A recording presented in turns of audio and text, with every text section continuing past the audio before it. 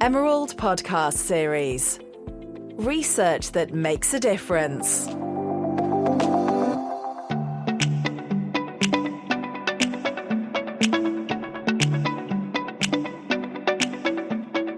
Welcome to the Emerald Publishing Podcast 3-part miniseries on the peer review process. My name is Daniel Ridge, and I'm a commissioning editor at Emerald Publishing. In this episode, we are looking at the peer review process through the perspective of the reviewer. To discuss this, I'm joined by Nnamdi Medici, who is a research fellow at the Bloomsbury Institute. He previously held senior academic positions at the University of Kigali, Rwanda, University of Sharjah, UAE, and the Canadian University, Dubai. He sits on the editorial board of leading journals for Emerald and was recently awarded the 2024 Emerald Outstanding Reviewer Award for the Journal of Small Business and Enterprise Development. So welcome, Nnamdi. I'd like to begin by asking you why you agreed to review articles for ICE Emerald. I've been an Emerald Literati member since 2003. I rounded off my PhD around about 2002, and Emerald has been sponsoring quite a lot of conferences that actually got me into academia. So I'm loyal. I'm loyal to Emerald. I find it very hard to say no to Emerald, and it's been going on for past 2 decades. So what do you get out of doing a review? Why do you agree to do reviews? I think it's all about continuous professional development. There are a couple of things you take for granted. Knowledge doesn't operate in a silo vacuum. By the time you do reviews, you begin to see alternative viewpoints. You see counter narratives from your philosophical orientations and methodological propositions and theoretical underpinnings of your own work. So it gives you a broader perspective of what's going on in your space. I mean, you're able to see research before it's being published. So is there an advantage to that? To a very large extent, yes. When you see new viewpoints, you tend to question them. And one of the things we're probably going to get back to is you don't just review manuscripts without undertaking your own research. I'll tell you what, right? People don't understand what goes on behind the scenes for reviewers. The reviewers do twice as much the work of the works they're reviewing, because you need to be able to provide constructive feedback. And that entails undertaking your own research, verifying some of the claims of the manuscripts you're reviewing. So it is part of CPD, like I did mention from the outset. Well, what practical advice do you have when you are sitting down, you receive the article, and it's time to review? How do you begin, and what steps do you take to review the paper? First things first. I think one of the things, being an editor, whatever, or editorial board member, or whoever sends out manuscripts for review, they have a very difficult job to do. So it's always in your best interest to try to either decline or accept to review a manuscript, say within 48 hours of you receiving the invitation to review. And you don't just dive into it. Take a chill pill. Just step back a little bit. Yeah, reflect on it, and then take your time. Check the deadline for the review. Normally, you're given a reasonable amount of time, say about 4 weeks. So what's the harm in sitting back for about 3-4 days? Accept to review. Sit back 3-4 days. Undertake your own independent research based on the topic and the manuscript in front of you. Then get to work. That's my approach to it. So do you do track changes? Do you fill out a questionnaire? What are the practicalities of filling out a review? That's why I love Emerald. When you do track changes, you're no longer anonymous. If you're using your system, it shows all your details. Because I've been doing this for the past 2 decades now, Emerald has a particular sort of templates.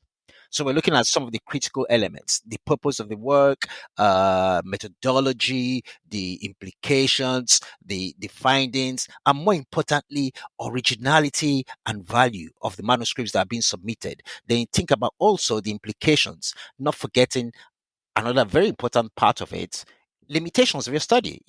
There's no study that is perfect. You must be able to put your hands up, give it up, and say, look, this is not where it should be. There's also room for future research undertakings. So that's the limitation of the study. And that's the great thing about Emerald. They use a structured abstract, unlike many other journals or other publishers that use unstructured abstracts that don't enable you to actually tick those boxes.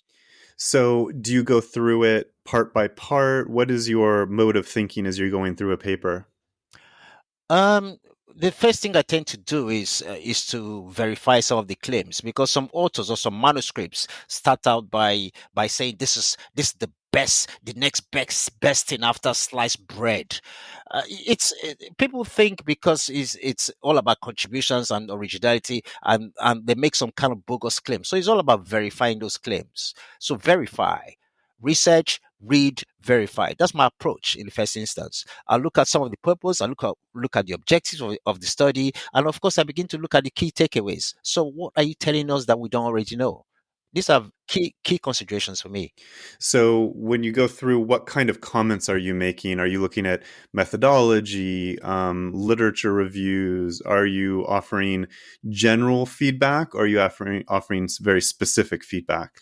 It's a mixture of the two. Just like I said, Emerald portfolio is very powerful because they give it a structured template. But then again, you give a general review. So when you're giving a general review, you're giving a broad overview of the manuscript. Demonstrate that you've actually read it. You need to be able to convince the authors that you've read their work. You don't know how long they've been undertaking that research, and they don't know how long it took you to review. It could have been 5-10 minutes. So it needs to be rigorous. So key components. I'll look at what's the purpose? What's your problem statement? Where are the research gaps? Have you identified the research gaps? Are they really research gaps? And why should we bother reading your work? And finally, what do we do with it? So the so what also is a key consideration. So in between those, we also look at the methodology, whether it actually maps. It's just like the burger in the midst of the bun.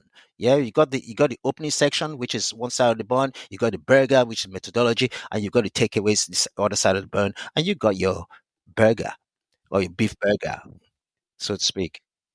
Well, so how do you feel when you turn your review back in? How do you hope it is received by the author? Most times I tend to make it constructive. I highlight some of the weaknesses, but then again, you need to acknowledge some of the good sides of it. It's not just about the stick. It's a carrot and stick situation. So acknowledge what they've done thus far to get beyond the desk reject. Because in terms of publication, normally the editorial board looks at it and they verify whether it's going to survive the review process before they send it out to reviewers in the first place. So if it gets past the desk, then that means it has a chance of surviving the review process. So I tend to look at that, acknowledge some of the strengths of the manuscript. I identify the weaknesses, and I make suggestions in terms of how to bridge or how to actually build on those strengths, and of course how to mitigate the limitations of the weaknesses in manuscripts. That's my approach to it normally. Mm-hmm. And now you also write, and so people review your papers. So when you receive the paper back, what is your process for reviewing the review or for incorporating the content of the review into your own paper? I was hoping you're going to raise that question. You see, that's a good thing about most reviews or performing the duties of a reviewer, because you're on both sides of the fence. You're also an author. And you see, the thing is, I'm not just on both sides. I'm on three sides. It's a triangular sort of process. I'm an editor in my own capacity. I'm a reviewer, and I'm an author. So I have a well-rounded perspective of what makes for a good manuscript. So that gives me a very good sense of what's to give in terms of feedback. So I'll sit back when I'm reading the manuscript. I will say, okay, how would I want to receive a feedback if I was the author of this manuscript? What sort of feedback would I expect to get? Sometimes I've been in situations where the editor makes the final decision, irrespective of reviewers' comments. But end of the day, if two reviewers are suggesting rejection, the editor has no choice. His or her hands are tied. But when there is a kind of a stopgap, so to speak, and one says minor revisions or accept, and the other says reject, then the editor needs to step in and be the arbitrator. So I've been in a situation whereby the editor actually overruled the perspective, or rather the comments of a reviewer, based on my responses to the reviewer's comments, which is another conversation. How you respond to the comments of the reviewer is not every comment that needs to be accepted. But if you can justify reasons for not taking it on board, then it makes a great deal of sense. And of course, the editor has a decision to make on that. So this relationship that you have with the author, with the editor, what are the benefits for being a reviewer? Seriously, like I said, it broadens the horizon. It's like a boot camp. It's like a workshop, a scholarship sort of retreat. It broadens your mind in terms of what's happening in your particular domain, especially if you're reviewing something in your discipline of research interest. If you were speaking to a reviewer who are going to be reviewing for the first time, what advice would you give to them? I'll ask them to read the manuscript. Think about the manuscript as if you're authoring the manuscript. Highlight some of the gaps. And of course, what would you do if you are given this manuscript or given the same topic to write on? What would you do differently from what's in front of you? I just wanted to mention a very interesting article I came across. It's not in my field, but it's very instructive. And the article was published in a journal, it's a Routledge journal. And I'll just mention the authors, Weng McLean and Carmen Bowman. The article was published in 2024, very recently. And guess what the title is? It says Giving and Responding to Feedback, Guidelines for Authors and Reviewers. So let me just highlight. So there are two components to that. It gives some kind of advice for reviewers and it gives advice for authors in terms of how you react to reviewers' comments. So the word or the acronym, they use the acronym REVIEW to stand for this. The first R is read thoroughly and reflectively. The E stands for evaluate theoretically and methodologically. The V stands for verify claims and sources. I stands for identify strengths and shortcomings. E stands for engage with the content critically. And W stands for write clearly and constructively. Seriously, when I saw this article, it was like looking into the mirror. That's exactly what I do. And I love this article, and that's why I had to put it in public domain. It's what reading and reviewing, to be quite honest.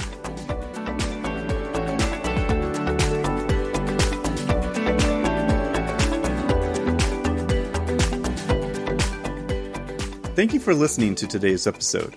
For more information about the peer review process and to listen to other episodes in our peer review mini-series, please visit our website by searching Emerald Publishing Podcast Series Peer Review.